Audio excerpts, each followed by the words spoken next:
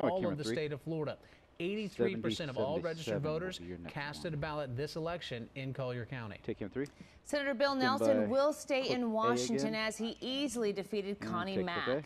The Democratic lawmaker retains his seat with a 13-point victory over the Southwest Florida native. And now Senator Bill Nelson is thanking his supporters across Florida. No boxes. NBC2's political correspondent Chad Oliver has been following his campaign, and he joins us right now from Orlando, where the senator is standing on the side of the road showing his thanks. Good morning, Chad. Mike, router 3.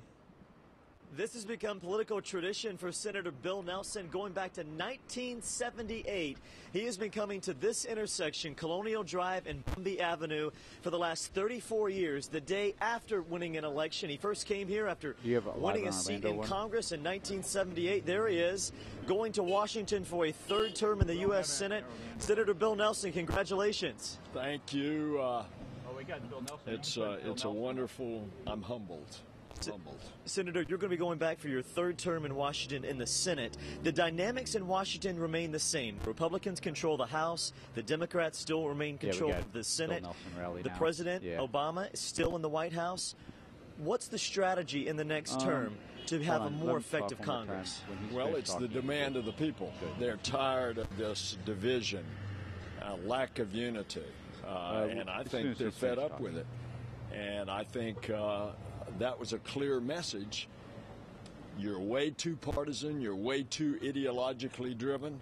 We want you to come together and build consensus.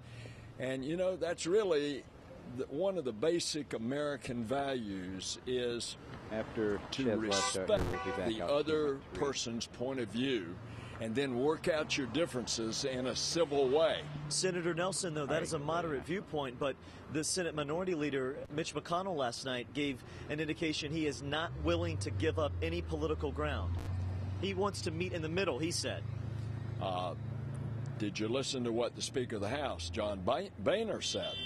And he was very willing to start the dialogue of consensus building.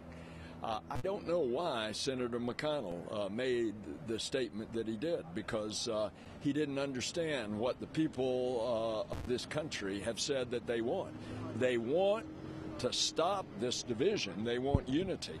And I think that's what we're going to see, and I think it's going to start next week when we go back in session. Senator Nelson, this is being broadcast back to Southwest Florida, where we saw wait times 5 hours, 6 hours in some cases. What can be done to make sure that doesn't happen again? Well, that should be a strong message to the governor and to the state legislature.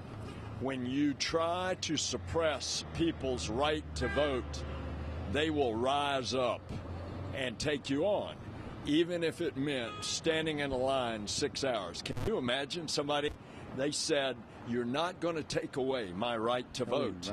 And I am certainly hopeful that the state of Florida, its legislature and governor, are going to get that message and change those voter suppression laws. We'll let you get back to waving your sign. Let's get one shot of this. You've been holding this sign at this corner for 34 years.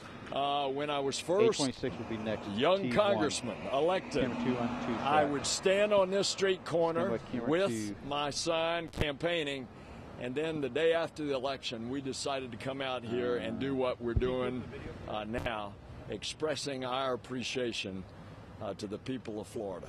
He is going back to Washington for a third term in the U.S. Senate. Senator Bill Nelson, thank you. Thank you so much. Thank you, Southwest Florida.